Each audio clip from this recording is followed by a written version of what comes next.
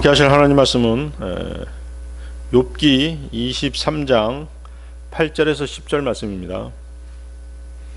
욥기 23장 8절에서 10절 말씀. 찾으셨으면 제가 받들어 읽겠습니다. 보라, 내가 앞으로 가도 그분은 거기에 계시지 아니하도다. 뒤로 가도 나는 그분을 알아차릴 수 없도다. 오, 그분이 왼편에서 일하고 계셔도 나는 그분을 볼 수 없도다. 그분이 오른편에서 자신을 숨기시니 나는 그분을 쳐다볼 수 없도다. 그러나 그분께서 내가 택하는 길을 알고 계시느니라. 그분께서 나를 정련하셨을 때 내가 금같이 나오리라. 본 구절은 고난당하는 욥이 하나님을 찾는 것을 묘사하고 있습니다. 욥은 사방을 둘러봐도 여전히 하나님을 볼 수가 없습니다.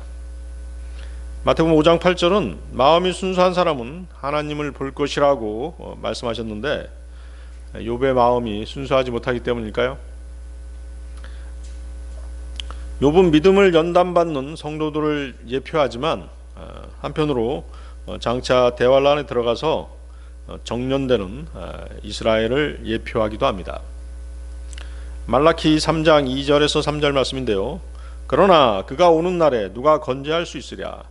또 그가 모습을 드러내는 때 누가 서겠느냐. 이는 그가 정죄사에 불같고 세탁공들의 비누와 같기 때문이라. 그런즉 그가 마치 은혜의 정죄사이자 정화하는 자같이 앉아 있을 것이니 그는 레위의 아들들을 순수하게 하고 그들을 금과 은같이 정하게 하리라. 이는 그들로 하여금 주께 의 안에서 제물을 바치게 하려 함이라.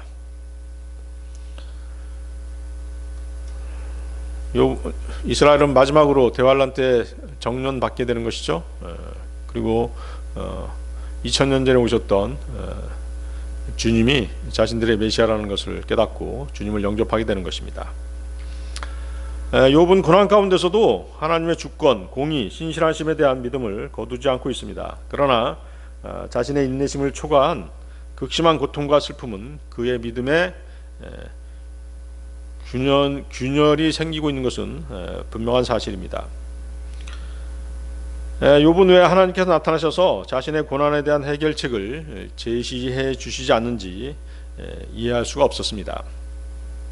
욥이 고난에 처하자 찾아온 친구들은 고난은 범죄에 대한 징벌이라고 주장하며 욥을 오히려 비난합니다. 그러나 욥은 고난의 목적이 믿음을 단련하기 위한 것임을 강하게 표현하고 있습니다. 믿음의 정련의 결과가 사람들이 가장 귀하게 여기는 금으로 표현되고 있습니다. 그분께서 나를 정련하셨을 때 내가 금같이 나오리라. 자, 여러분들은 어떻습니까? 여러분들은 신앙생활하면서 믿음생활하면서 욥의 친구들이 되면 안 되는 것이에요. 어떤 형제 자매들이 고난 가운데 있고 어려움 가운데 있으면 무조건 정죄하려고 하는 사람이 있잖아요. 네가 잘못했으니까 너는 징계받고 있는 것이야 라고 징계로 몰아가려고 하는 사람들이 있는 것이에요. 그렇지 않죠? 물론 일부는 징계받는 부분이 있을 수 있어요. 그렇지만 지금 하나님께서는 누구를 정련하시는 것이에요? 욥의 믿음을 정련하시는 것이에요. 자, 욥은 환란에 처한 이스라엘 입장을 진술해주고 있죠. 환란 성도의 믿음은 불 속에서 정련된 금과 같습니다. 그리스도인의 믿음을 단련시키는 것은 하나님의 말씀인데 그분의 말씀들은 은으로 표현됩니다. 그 은은 흙도가니에서 정련되었으며 7번 정화된 말씀이라고 표현하고 있습니다. 시편 12편 6절 말씀이 그것이죠. 시편 12편 6절 말씀. 주의 말씀들은 순수한 말씀들이라 흙도가니 안에서 정련되어 7번 정화된 은 같도다. 구원받은 그리스도인들은 반드시 하나님의 말씀들로 정련되는 과정이 필요합니다. 성경은 그것을 믿음의 정련이라고 부르고 계십니다. 그래서 오늘 설교의 제목은 믿음의 정련이 필요한 이유에 대해서 말씀드리고자 합니다. 믿음의 정련이 필요한 이유, 첫 번째, 인내를 이룬다. 야고보서 1장 2절 4절 보십시오. 야고보서 1장 2절 4절.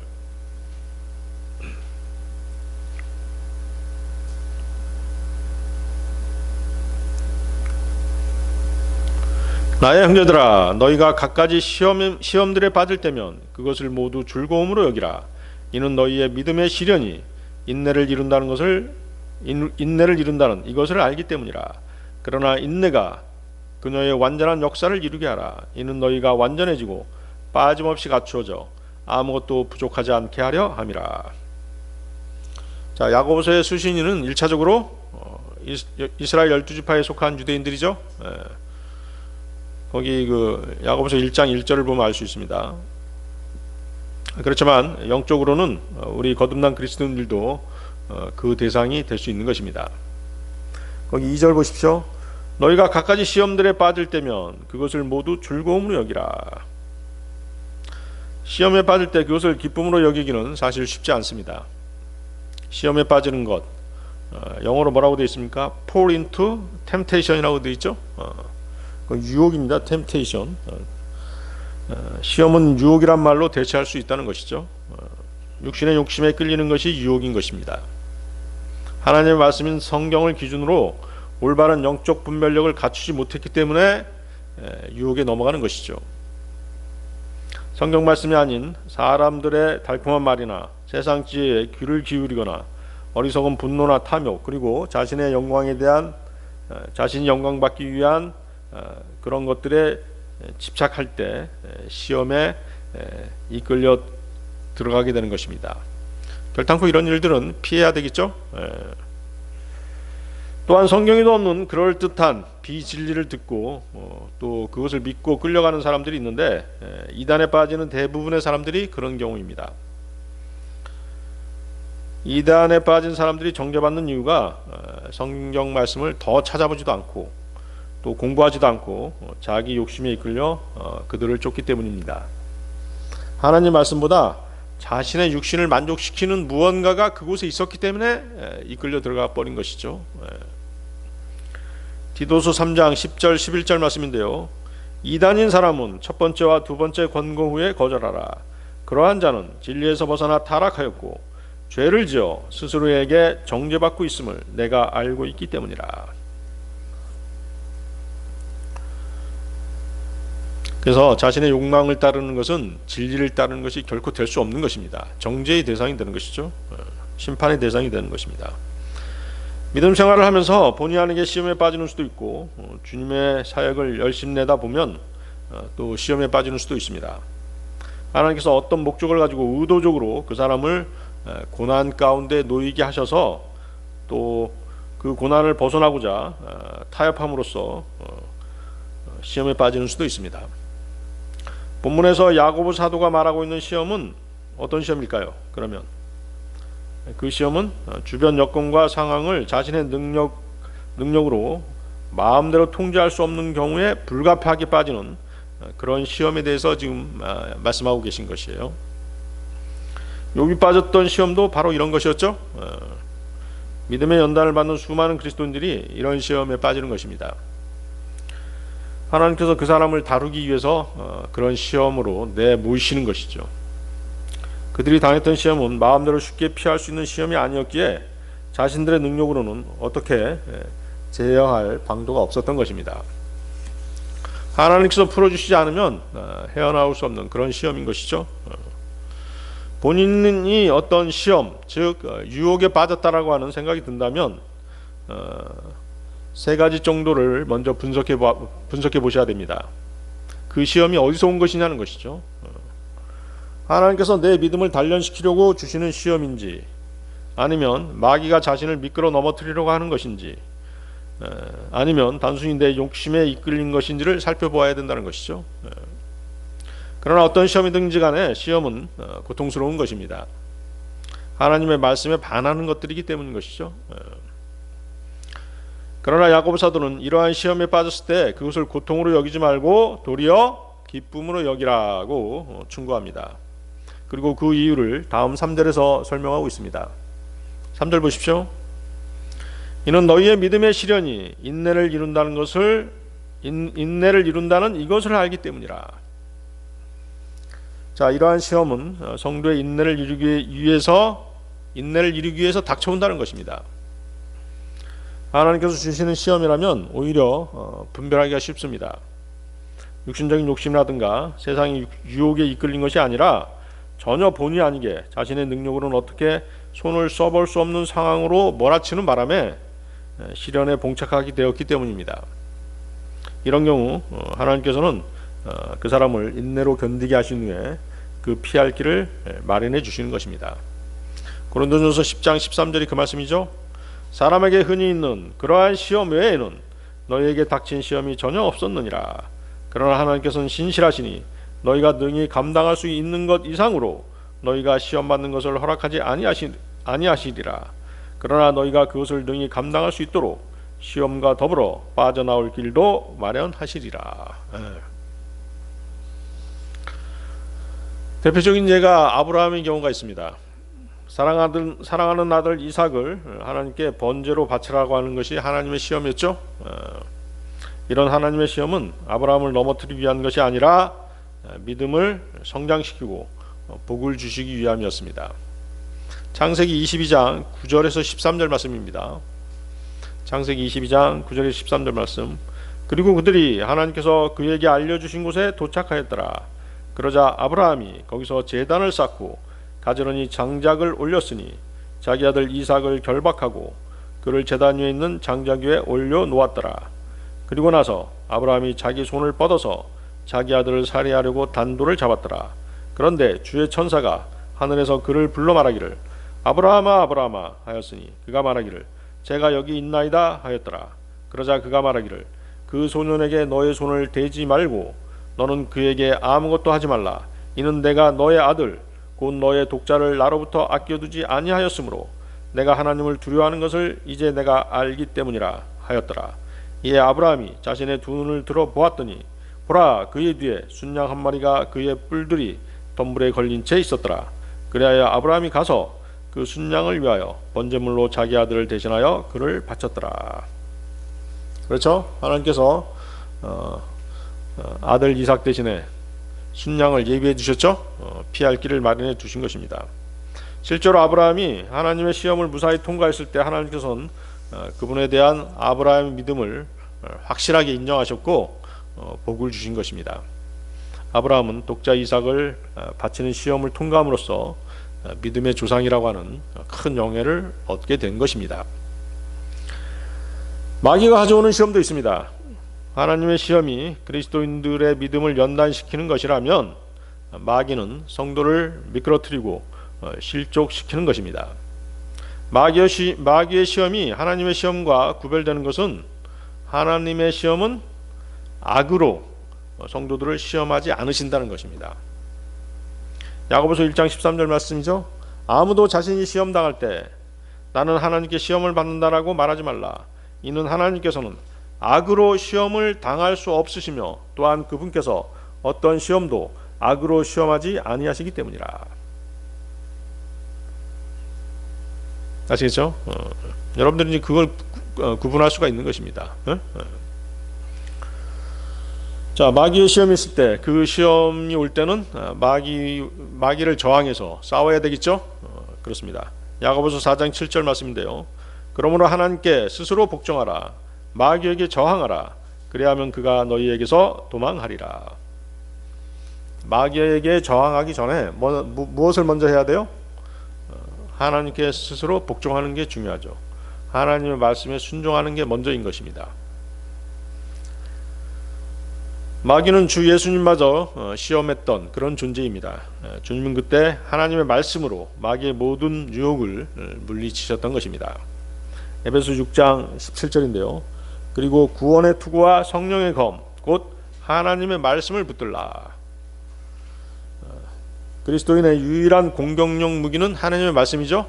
성령의 검으로 표현되고 있습니다.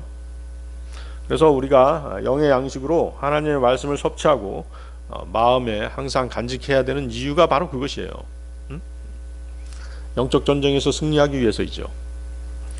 한편으로 시험이 자신의 육신의 욕심에서 나온 것이라면 그리고 그 시험을 견뎌내지 못했다면 하나님의 징계는 불가피한 것입니다. 거기 그 야고보서 1장 그 14절부터 한번 보십시오. 14, 15절. 1장 14, 15절. 그러나 그가 자신의 정욕에 이끌려 유혹을 받을 때 모든 사람이 저마다 시험을 받는 것이라. 그렇다면 정욕이 잉태할 때 그것이 죄를 낳고 죄는 그것이 이루어졌을 때 사망을 낳느니라. 그러나 하나님의 징계가 당시에는 견디기 어려운 고통이겠지만 그 징계를 인내로 이겨냈을 때 그 결과는 기쁨으로 변하게 될 것입니다. 성도는 인내로 하나님의 뜻에 순종함으로써 하나님의 약속을 받을 수 있기 때문인 것이죠. 히브리서 10장 35절 36절 말씀인데요. 그러므로 너희의 확신을 내던지지 말라. 그곳에는 크나큰 보상의 싹이 있느니라. 이는 너희에게 인내가 필요하기 때문이니 너희가 하나님의 뜻을 행한 뒤에 너희로 하여금 그 약속하신 것을 받게 하려 함이라. 그리스도인이 고난에 처했을 때 성도는 그 어려움의 결과가 어떻게 될 것인지를 알지 못할지라도 하나님께서는 모든 것을 알고 계시죠. 그러므로 성도는 모든 것을 하나님 뜻에 맡겨드리고 인내로 그것을 견뎌내야 하는 것입니다. 주님이 바라시는 것은 악한 현 세상에서 인내로 우리 앞에 놓인 믿음의 경주를 계속하는 것이기 때문입니다. 시험에 따른 시련과 고난은 우리의 믿음을 정렬하기 위한 것입니다. 하지만 그런 시험일수록 또 그런 시험에 따른 시련과 고난일수록 하나님의 약속의 말씀을 붙들고 그분의 지혜를 구하고 말씀이 주는 위로로서 극복해 낼 수 있어야 된다는 것이죠. 시험에 따른 시련은 인내로 통과해야 되고 불평하는 것은 믿음의 정련을 포기하는 것과 같다라고 말씀하시는 것입니다. 거기 4절 한번 보세요.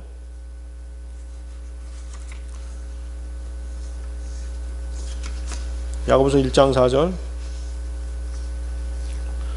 인내가 그녀의 완전한 역사를 이루게 하라. 이는 너희가 완전해지고 빠짐없이 갖추어져 아무것도 부족하지 않게 하려 함이라.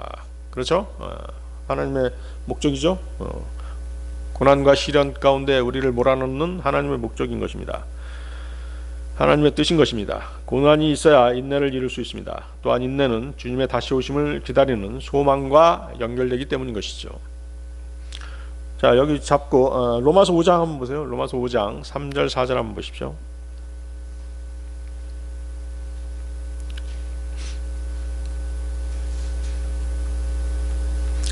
로마서 5장 3절 4절 말씀. 그런즉 우리는 그렇게 할 뿐 아니라 환난들도 기뻐하나니 환난은 인내를 이루고 인내는 경험을 이루며 경험은 소망을 이루는 줄 알기 때문이라.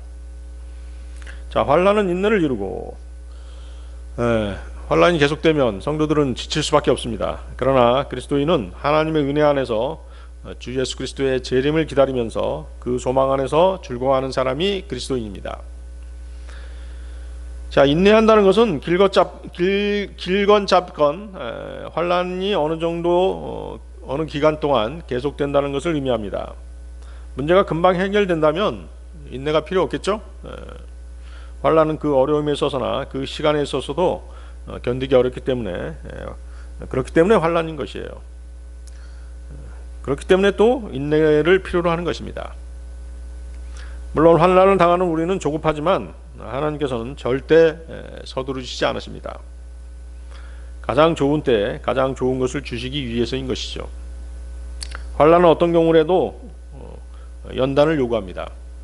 연단이 뒤따르지 않는다면 그것은 환난이 아니고 환난의 원래 목적에서도 벗어난 것입니다. 환난은 이처럼 연단을 요구하기 때문에 인내가 필요하고 인내로 연단을 감내해야 하는 것입니다. 인내에 따른 연단은 사실상 경험을 뜻합니다. 경험, 정확하게 번역을 했죠. 경험이란 어떤 어려운 문제에 직면했을 때 그것을 극복하는 법을 체험하는 것입니다. 그렇죠?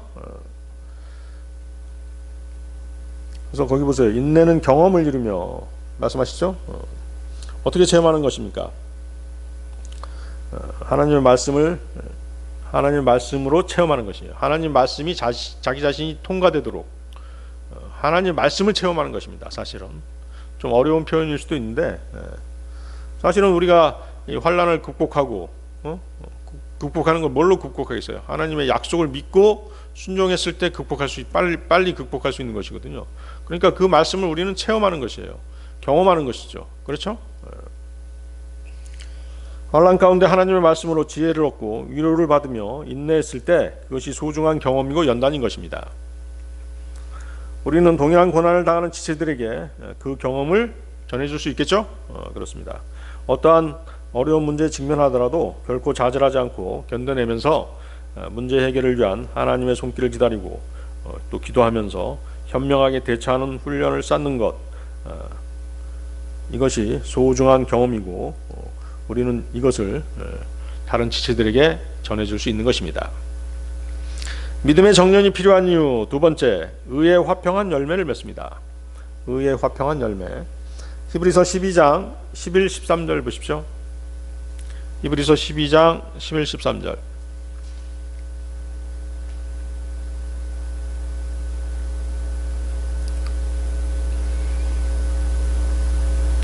지금 당장은 어떤 징계도 즐거워 보이지 않고 오히려 비통해 보이지만 그럼에도 불구하고 그것은 이후의 징계로 훈련된 자들에게 화평한 의의 열매를 맺느니라. 그러므로 아래로 처진 손과 나약한 무릎을 일으켜 세우라. 그리고 너희 발을 위하여 행로들을 곧게 하라. 이는 절뚝거리는 발이 길 밖으로 향하지 않게 하고 오히려 그것이 고침을 받게 하려 함이라. 즐거워 보이는 징계는 없죠? 그렇습니다. 징계라는 것은 받을 때 슬프고 고통스럽고 피하고 싶은 것입니다. 하지만 징계로 훈련된 자들에게는 하나님께서는 더 좋은 것을 주시겠다라고 약속하십니다. 욥도 보세요. 욥도 고난받기 전이 아니라 고난이라는 연단의 시간을 거친 후에 그것에 대한 보상을 받았습니다. 하나님의 뜻에 따라 믿음의 정련을 인내로 견디는 자들에게 하나님께서는 충분히 보상을 해주십니다. 이후에 그들이 맺게 되는 것은 거기 뭐라고 말씀하십니까? 화평한 의의 열매입니다. 야고보서 3장 17절인데요. 그러나 위로부터 난 지혜는 첫째로 순수하며 다음은 화평하고 온화하며 간청을 잘 들어주고 자비와 선한 열매들로 가득하며 편파적이지 않고 유전이 없느니라. 하나님의 지혜는 의인이신 주 예수님이신데 첫째가 순수하고 둘째가 화평입니다. 화평, 평안 다 뭐예요? 영어로 피스죠? 이 둘이 잘 조화가 돼서 본문에서는 화평한 의의 열매라고 묘사되어 있습니다. 하나님의 자녀들에게서 징계라는 것은 열매를 맺게 하기 위해서 주어진 것이라는 것이죠. 따라서 하나님의 징계는 자녀들을 훈련시키는 도구입니다. 거기 11절 보십시오.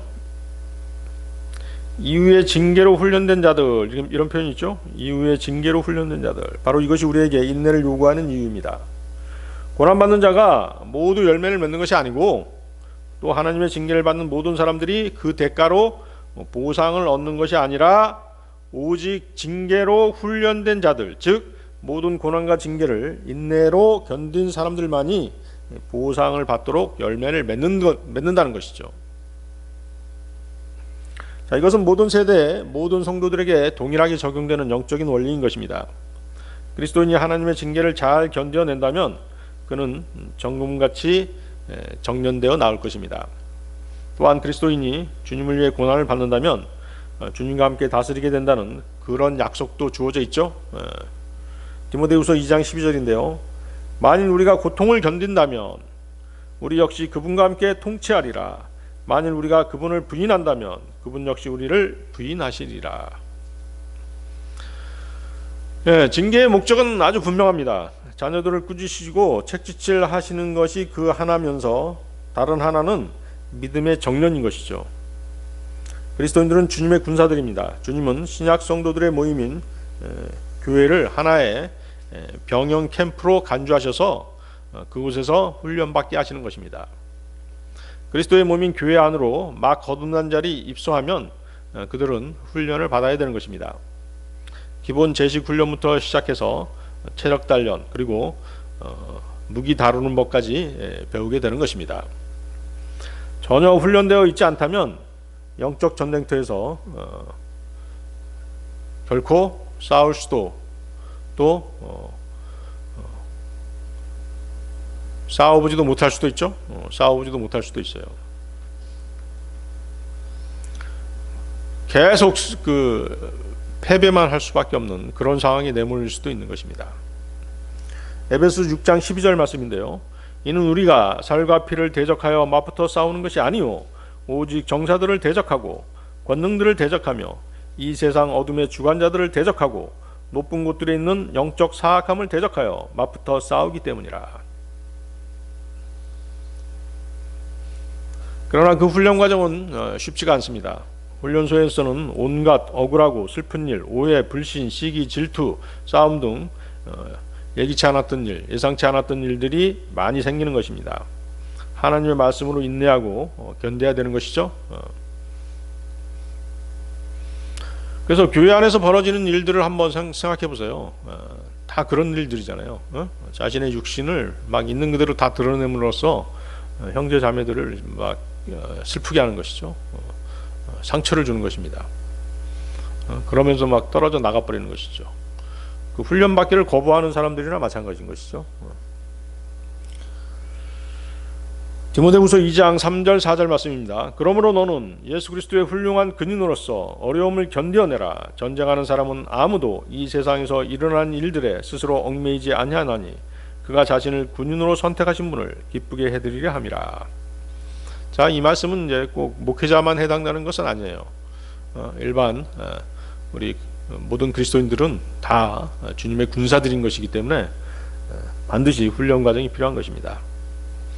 어렵고 힘든 훈련 과정을 거친 병사들만이 마귀와의 영적 전쟁터에 투입될 수 있고 그 전쟁에서 승리할 수 있는 것입니다. 결국 하나님의 자녀들에게 징계라는 것은 그분의 진노하심에서 나온 것이 아니라 하나님의 사랑 가운데서 보내셨으며 우리를 좌절시키기 위해 주어진 것이 아니라 유익을 주시기 위해서 우리에게 주어진 것이라는 사실입니다. 그러나 고난 중에 있는 우리는 기쁨을 발견하지 못하고 오히려 많은 슬픔을 겪게 되죠. 고통스럽기 때문인 것이죠.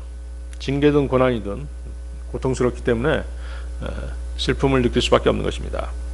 우리는 그 환난이 우리의 유익을 위한 것이라는 느낌을 전혀 갖지 못하는 것입니다. 또 어떻게 그것이 어떤 유익을 가져다 주는지도 알지 못할 수도 있습니다.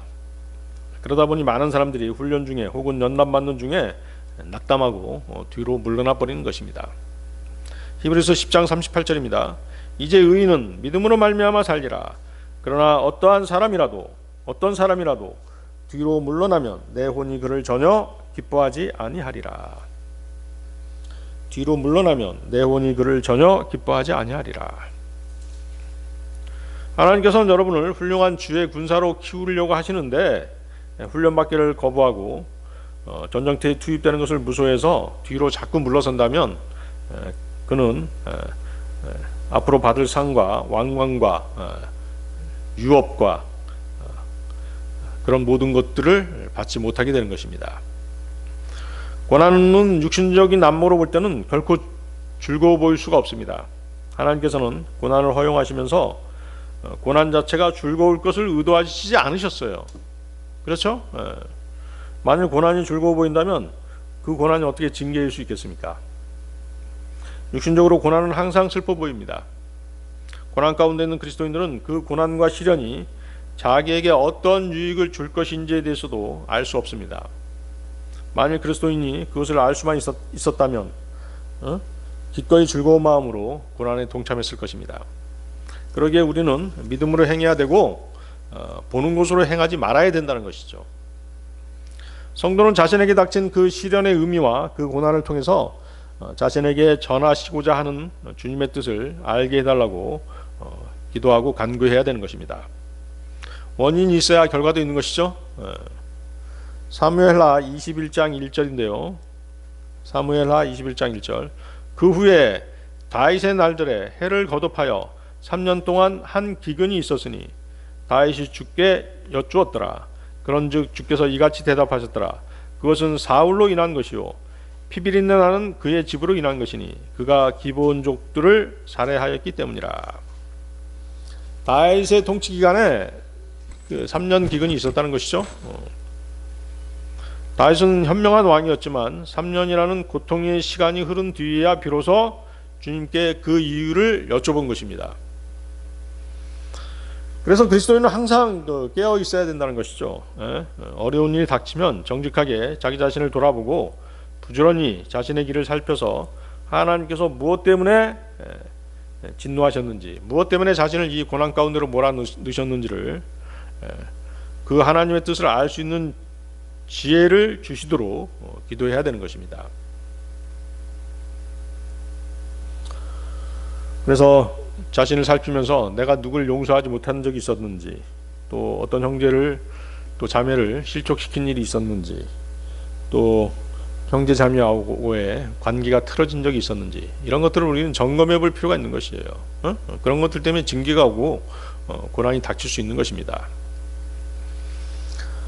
그런 것들이 하나님께서 주시는 지혜인 것이죠. 야고보서 1장 5절입니다. 만일 너희 중 누군가 지혜가 부족하다면 그로 하여금 모든 사람들에게 관대하게 주시며 질책하지 아니하시는 하나님께 구하게 하라. 그리하면 그것이 그에게 주어지리라. 다시 거기 12절 보십시오. 12절, 히브리서 12장 12절. 그러므로 아래로 처진 손과 나약한 무릎을 일으켜 세우라. 처진 손과 나약한 무릎, 팔 힘이 다 빠졌다는 것이죠. 경주자의 다리가 풀려서 더 이상 걷지 못한다는 것을 의미하는 것이죠. 처진 손과 나약한 무릎. 혹독한 시련과 고통이 주어질 때 우리는 그리스도인의 의문을 포기하고 싶어하는 마음이 들 수밖에 없는 것입니다. 왜? 마음이 계속 지치기 때문인 것이죠. 하나님의 부르심을 의심하기조차 합니다. 시련과 고난 가운데 질의 겁을 집어먹고 포기해버리기도 합니다. 핍박을 당할 때 오히려 불평불만을 내쏟는 그런 그리스도인이 있다면 그는 의의 화평한 열매를 맺지 못할 것입니다. 만일 그가 징계를 받으면서 낙담하거나 그의 손이 피곤해지고 그의 무릎이 더 이상 그를 지탱할 수 없게 되면 그가 통과하도록 되어 있는 그 환난을 통해서 어떠한 유익도 얻지 못하게 될 것입니다. 그러므로 그리스도인은 자신을 부축해 일으켜 세워서 마음의 허리를 동이고 예수 그리스도의 좋은 군사로 훈련을 기꺼이 받아야 되는 것이죠. 그리스도인은 자신에게 고난이 닥치면 지금은 훈련받는 때이고 믿음이 연단을 받는 때임을 알아야만 됩니다. 그리고 그 원인이 무엇인지 알 수 있도록 하나님의 지혜를 구하고 그 연단이 합당한 것이라면 하나님의 지혜와 은혜로 슬기롭게 그 고난을 통과할 수 있도록 간구해야 되는 것입니다. 하나님의 자녀들이 겪는 시련들은 하나님께 주시는 형벌이 아니라 자녀들의 유익을 위해서 은혜를 베푸시는 하나님의 훈련 방식 중에 하나인 것입니다. 격렬한 시련과 핍박 때문에 마음의 낙담을 느끼는 것, 그리고 절망과 선을 행하기에 피곤하게 되는 것은 우리가 고난을 당할 때 특히 주의해야 하는 것들이며 주의해야 하는 것들이라고 말씀하시는 것입니다. 거기 12절 다시 보십시오. 일으켜 세우라 라고 말씀하시죠. 일으켜 세우라. 자, 일으켜 세우라는 말은 고치거나 바르게 온전한 상태로 회복시켜서 자신의 의무를 다 행하기까지 나아가라는 뜻입니다. 그것은 인내로 믿음의 경주를 계속하라고 말씀하시는 그런 촉구의 말씀인 것이죠. 낙담하지 말고 현재의 고통을 이유로 마음이 나약해지지 말고 견고해지라는 그런 권면인 것입니다. 그래서 우리는 어떻게 해야 돼요? 시련과 고통, 징계가 따를 때 어떻게 해야 되는 것입니까? 십자가를 견디신 주님을 바라볼 수 있어야 되죠? 그렇습니다. 이스라엘 백성들이 광야 생활할 때 불평불만을 내쏟을 때 어떤 일이 있었어요? 불뱀이 나타나서 그들을 물었죠? 그러자 모세가 어떤 일을 했어요? 놋뱀을 장대 위에 달아서 세웠죠? 그래서 놋뱀을 보는 사람들은 그 상처가 나았죠? 그렇습니다. 자기의 아픔, 고통, 자기의 상처만을 들여다보고 있으면 회복될 수 없어요. 장대 위에 달린 놋뱀은 누굴 상징하는 것이에요? 예수 그리스도, 십자가 위에 계신 예수 그리스도, 우리 주님을 상징하는 것이에요. 그래서 여러분들은 십자가를 견디신 주님을 바라볼 수 있어야 되는 것입니다. 히브리서 12장 1절 2절 말씀인데요. 이런 연유로 우리도 이처럼 커다란 구름 같은 증인들로 둘러싸여 있으니 우리가 모든 무거운 것마다 벗어버리고 너무 쉽게 우리를 외워싸는 죄를 벗어버리자. 그리고 우리 앞에 놓인 경주를 우리가 인내로 달려가며 우리 믿음의 창시자이자 완성자이신 예수님을 바라보자. 그분께서는 자신 앞에 놓인 즐거움을 위하여 수치를 멸시하시며 십자가를 견디셨고 하나님의 보좌 오른편에 앉게 되셨느니라. 13절 보십시오. 행로들을 곧게 하라. 행로들을 곧게 하라. 모든 장애를 제거해서 걸려 넘어지지 않도록 하라는 것입니다. 잠언 4장 25절 27절 말씀입니다. 너의 두 눈으로 하여금 바르게 보게 하고 너의 두 눈꺼풀로 하여금 내 앞을 똑바로 보게 하라. 너의 두 발의 행로를 깊이 생각하라. 그런 다음에 너의 모든 길들이 확고히 세워지게 하라. 오른편이나 왼편으로 돌이키지 말라. 너의 발을 악에서 떠나게 하라. 행로를 나타내는 말은 마차의 바퀴가 낸 자국을 뜻한 그런 말이에요. 한마디로 뭐예요? 일종의 발자취죠. 고난을 당하는 성도는 그 뒤를 누군가가 따라올 수 있다는 사실을 염두에 두고 발자취를 남김으로써 다른 성도들이 보고 따라올 수 있도록 모범을 보여야 된다는 것입니다. 그렇죠? 우리는 누구의 발자취를 따라가고 있어요? 주님의 발자취를 따라가고 있죠? 마찬가지죠. 그리스도인이 걸어가는 길은 다른 형제자매들에게 깊은 인상을 주고 감동을 주고 감화를 끼치는 그런 길이어야 된다는 것입니다. 한편으로 이 말은 하나님의 뜻에 따라 자기의 모든 행동들을 규제하라는 뜻도 담겨 있는 것입니다. 자, 고난이 어떤 사람에게 고난이 생겼어요. 하나님께서 의도하신 고난이죠. 하나님께서 원하시는 것이 뭐겠어요? 그 고난을 통해서 그 사람을 선하고 거룩한 길로 인도하시기 위해서예요. 그렇죠? 그리고 또 어때요? 그 고난을 통해서 그 사람이 변화되기를 바라기 때문에 그 고난이 주어진 것이에요. 그렇죠? 그런데 전혀 변화되지도 않고 하나님의 의도하심을 무시하고 곁길로 나가버린다면 그 사람은 영영 고침을 받지 못하는 것입니다. 어떤 사람들이 하나님의 뜻을 따라 행한다고 하면서 모범을 보이지 못하고 오히려 다른 사람들을 하나님의 뜻에서 벗어나게 하고 그 길을 가지 못하도록 막는다면 그것 또한 하나님께 크게 징계받을 행동들인 것입니다. 점점 더 악해지고 불의가 판을 치고 사랑이 식어가는 이 시대는 하나님을 모독하고 말씀을 경멸하는 구부러진 세대입니다. 믿음이 연약한 지체는 세상의 악한 방식에 쉽게 물들 수 있는 그런 처지에 있는 것입니다. 시편 125편 5절 말씀인데요. 자신들의 굴곡진 길들로 엇나가는 자들로 말하자면 주께서 그들을 죄악의 일꾼들과 더불어 끌어내시리라. 이사야서 59장 8절 말씀. 그들은 화평의 길을 몰랐도다. 그런즉 그들의 행보들 안에는 공의가 전혀 없도다. 그들이 그것들을 뒤틀린 행로들로 만들었도다. 누구든지 그 행로들을 가는 자는 화평을 알지 못하리라. 세상 사람들 얘기죠. 또 타락한 그리스도인들의 얘기입니다. 자신들의 행로를 연약한 지체들이 본받는다고 생각한다면 절대 그래서는 안 되는 것이죠. 계속 13절 계속 보십시오. 쩔뚝거리는 발이 그 길 밖으로 향하지 않게 하고, 쩔뚝거리는 발이 길 밖으로 향하지 않게 하고, 자신의 행동이 연약한 그리스도인들에게 악한 영향을 끼치지 않도록 세심하게 주의하라는 경고의 말씀인 것입니다. 절뚝거리는 발이라는 말은 거기다 붙여보세요. 절뚝거리는 발, 절뚝거리는 발은 뭐예요? 영적으로 모자란 어떤 부분을 상징적으로 나타내는 그런 표현입니다. 그리스도인이 마땅한 의무를 감당하기 위해서 필요한 영적인 부분, 즉 하나님의 말씀과 지혜가 부족하다는 말씀인 것이죠. 또 열심과 용기와 인내심이 부족하다는 그런 말씀인 것입니다. 그래서 절뚝거리는 발을 가지고 있는 사람은 경기장에서 믿음의 경주를 잘 달릴 수 없겠죠? 그렇습니다. 믿음의 선한 싸움을 싸우기에도 적합하지 않은 것입니다. 지체들 가운데는 반드시 연약한 지체가 있을 수밖에 없는 것입니다. 육체적으로 혹은 영적으로 약한 경우가 반드시 있습니다. 성숙한 그리스도인들은 이런 지체들을 특별하게 돌봐주어야 하는 것이죠. 그들을 대할 때 윽박지르거나 부끄럽게 해서는 안 됩니다. 그들에게 용기를 북돋아줄 필요가 있고, 지혜로운 상담을 해줘야 되고, 기도를 통해서 그들을 붙잡아 줘야 되고, 그들의 유익을 위해서 유로할 수 있어야 되는 것입니다. 이것이 바로 이제 성숙한 그리스도인들의 자세인 것이죠. 그들이 믿음과 소망에 있어서 어떤 면이 연약하고 어떤 면에서 그들이 낙담해하고 낙심하고 있는지를 우리가 알 수 있는 한 최선을 다해서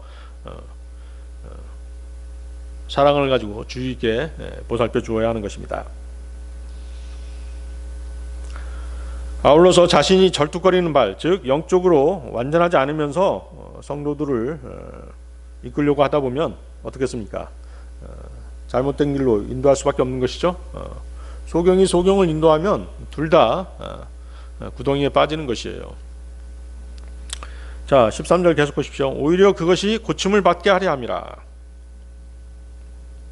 보통 이제 고치다는 말은 잘못된 것을 바로잡는 것이지만, 여기서는 잘못된 것을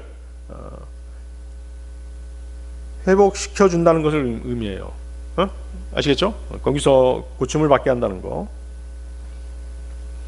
연약한 그리스도인들을 무시하지 말고 그들을 향해서 동정심을 발휘하라는 말씀이죠. 연약한 그리스도인들을 어때요? 자기 자신만의 어떤 욕심을 가지고 계속 다그치고 왜 내 수준에 못 따라오냐고 그런 식으로 자기 기준에 맞추려고 하다 보면 어때요? 당연히 부작용이 생길 수밖에 없는 것이에요. 그 사람이 지금까지 살아온 처지, 환경 다 다르잖아요. 그런 것을 전혀 무시하고 자기 기준에만 맞추려고 한다면, 또 자기 믿음에만 맞추려고 한다면 연약한 지체를 실족시킬 수밖에 없는 것입니다.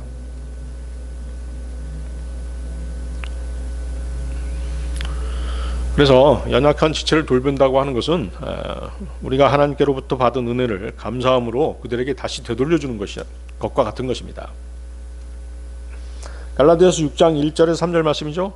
형제들아, 만일 어떤 사람이 잘못에 빠진다면 영적인 너희는 그러한 자를 온유의 영 안에서 회복시키라. 또한 너 자신을 숙고하여 너도 시험에 들지 아니하게 하라. 너희는 서로의 짐들을 지라. 그리고 그렇게 하여 그리스도의 법을 이루라. 이는 만일 어떤 사람이 자신이 아무것도 아닌데도 스스로를 무언가 되는 줄로 생각한다면 그는 스스로를 속이는 것이기 때문이라. 믿음의 정년이 필요한 이유 세 번째, 왕관을 받고 칭찬과 존귀와 영광을 받기 위해서. 왕관을 받고 칭찬과 존귀와 영광을 받기 위해서 우리는 믿음의 정년이 필요합니다. 야고보서 1장 12절 보십시오.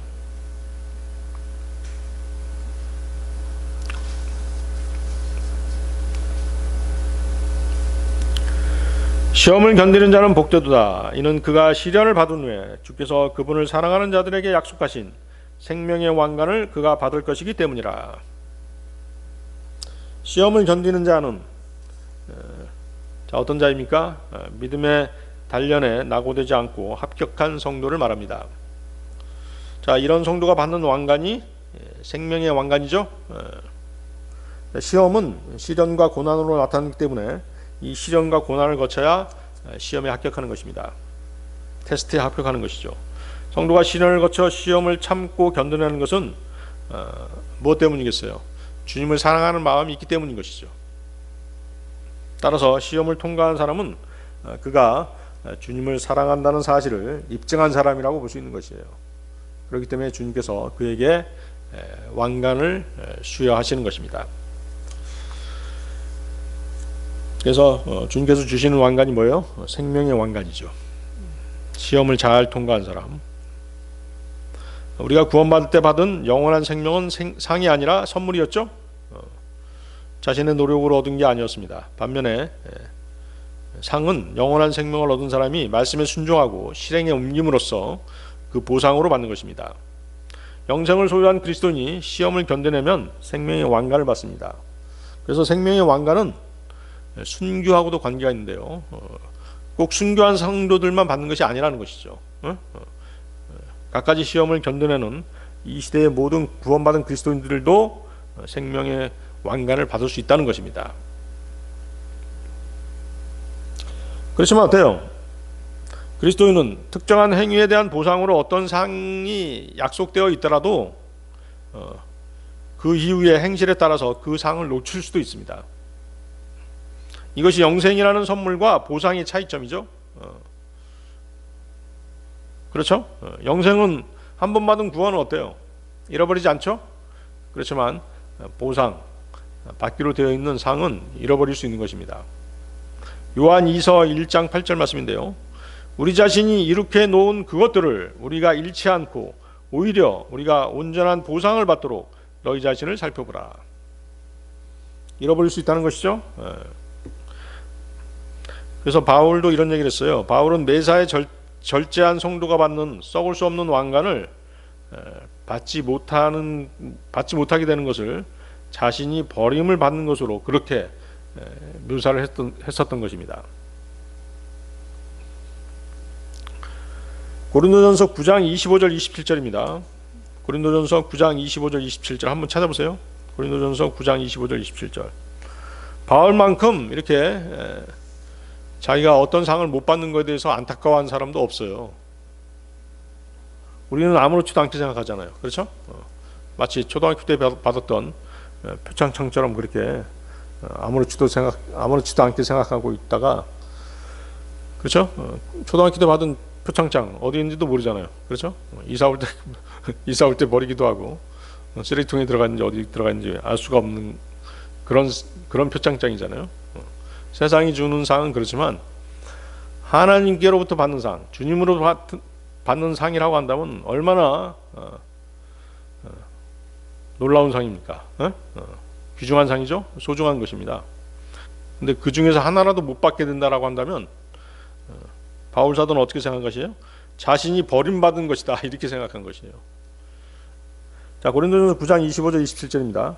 그런즉 우승을 위하여 분투하는 모든 사람마다 모든 것들에 절제하느니라. 이제 그들은 썩을 수 있는 왕관을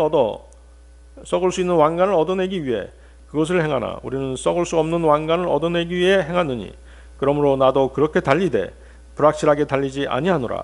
내가 그렇게 싸우되 허공을 때리는 자처럼 싸우지 아니하노라. 오히려 내가 나의 몸을 억제하고 그것을 복종하게 하노라. 이는 내가 다른 이들에게 선포한 후에 어떤 방식으로든 나 자신이 버림받은 자가 되지 않게 하려 함이라. 나 자신이 버림받은 자가 되지 않게 하려 함이라. 그렇죠? 가장 여러분들이 고민하고 또 슬퍼해야 될 부분이죠.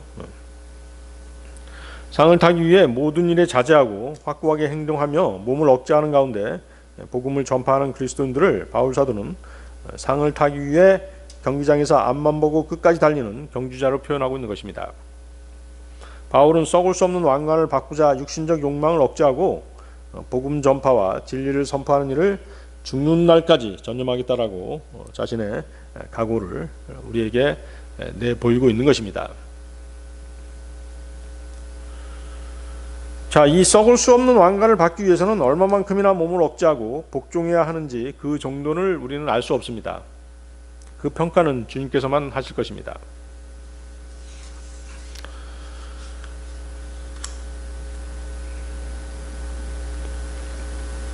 그리스도인이 그리스도의 심판석에서 받을 수 있는 5가지 왕관이 있죠? 기억하십니까? 자, 그리스도의 재림을 소망하는 자들에게 주어지는 것이 무엇입니까? 의의 왕관이죠. 의의 왕관. 시험을 견뎌내거나 주님을 위해 숭배당한 성도들에게 주어진 왕관. 금방 했었죠? 생명의 왕관. 순교 생명 연결이 되죠. 그리스도인의 믿음의 경주를 끝까지 신실하게 하고 몸을 억제한 자들에게 주어지는 썩을 수 없는 왕관. 금방 했죠. 신실한 사역자들에게 주어지는 영광의 왕관. 사람들을 예수 그리스도께로 인도하는 자들에게 주어지는 환희의 왕관. 자, 여러분들은 이 모든 왕관들을 다 받을 수 있도록 그렇게 부지런히 믿음의 경주를 계속하시기 바랍니다. 자, 베드로전서 1장 7절 한번 보세요.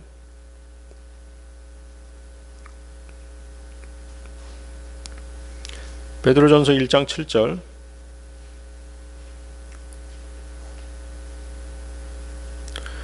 너희의 믿음이 시련이 불로 정련될지라도 사라지는 금의 정련보다 더욱더 귀하여 예수 그리스도께서 나타나실 때 칭찬과 존귀와 영광으로 발견되게 하려 함이라.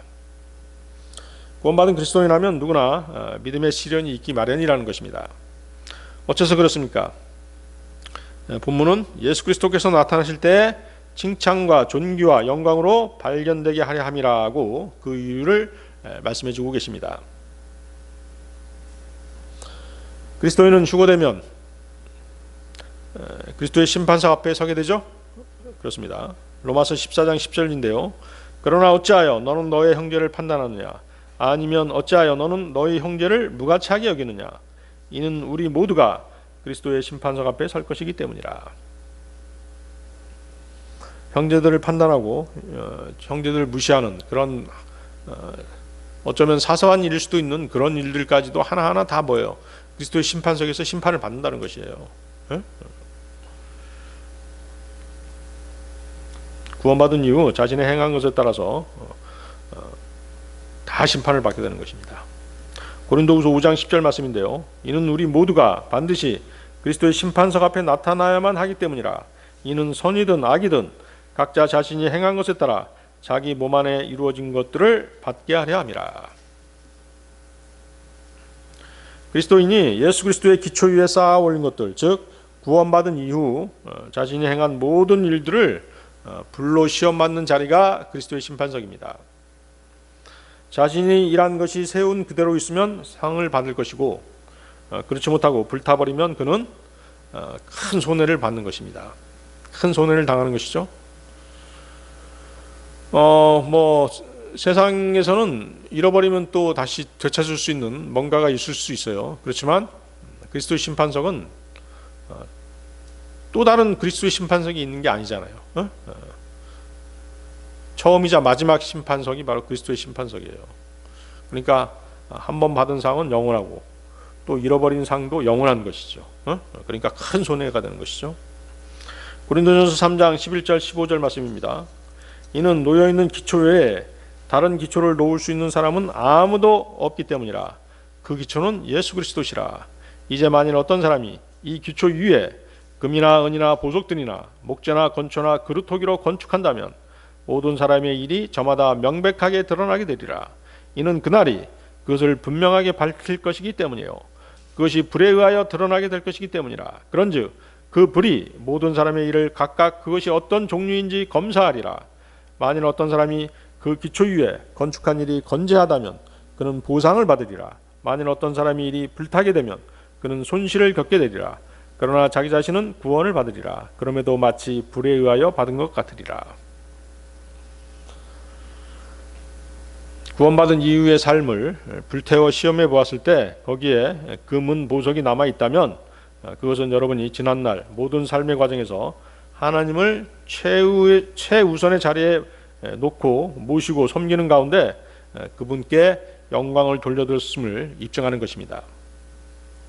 아울러 복음의 진리를 후회 없이 전해서 많은 사람들을 주님 앞으로 인도했다는 증거이기도 합니다.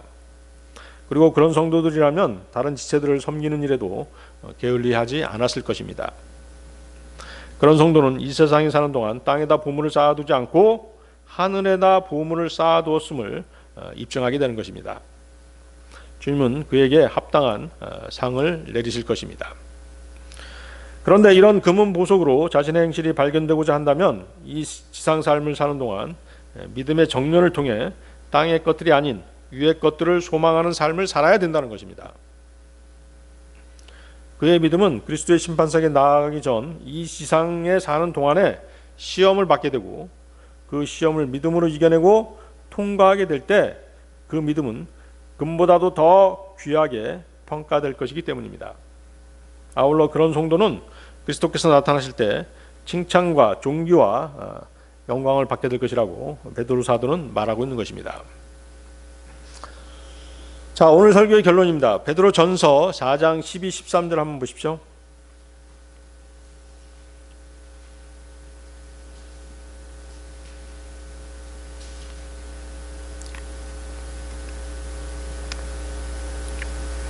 베드로전서 4장 12, 13절 사랑하는 자들아 너희를 정련하기 위한 불의 시련에 관하여는 마치 어떤 이상한 일이 너희에게 일어났다는 듯이 그것을 이상하게 생각하지 말라.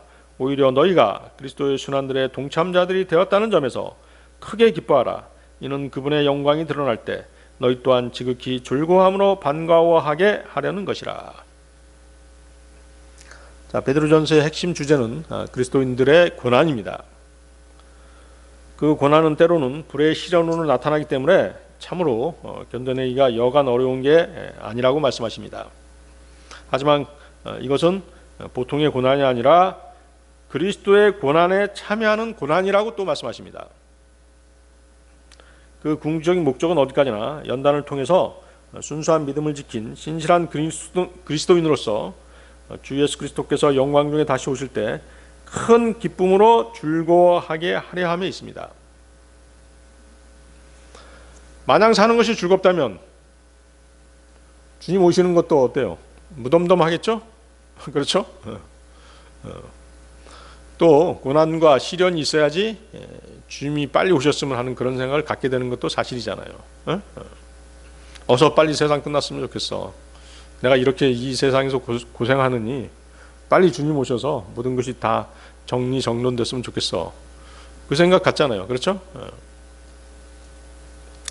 그러게 그 사실을 잊지 말고 끝까지 견뎌내야 할 시련이요 고난이라고 사도는 말하고 있는 것입니다. 베드로 사도는 우리에게 불같은 시련에 직면하더라도 이상하게 여기지 말라. 도리어 즐거워하라고 권면합니다.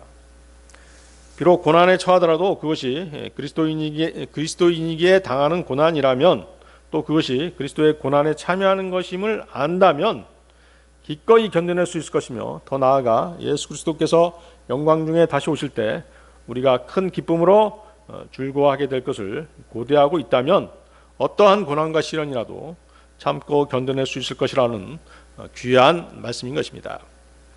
자, 한 장 더 넘겨서 베드로전서 5장 10절 한번 보십시오. 베드로전서 5장 10절 그러나 모든 은혜의 하나님 곧 그리스도 예수를 통하여 그분의 영존하는 영광으로 우리를 부르신 분께서 너희가 잠깐 고통을 받은 뒤에는 너희를 완전하게 하시고 확실하게 세우시며 강건하게 하시고 너희를 정착시키시느니라. 그리스도인들이 고난을 당하더라도 그 고난은 잠깐이고 이 잠깐의 고통이 지난 뒤에는 주님께서 완전케 하시고 확실하게 세워주시며 강건하게 하시고 믿음을 정착시키신다는 그런 약속의 말씀입니다. 한마디로 뭐예요? 성숙한 그리스도인이 되게 만드신다는 뜻이죠. 이것은 그리스도인으로서의 특권이기도 합니다.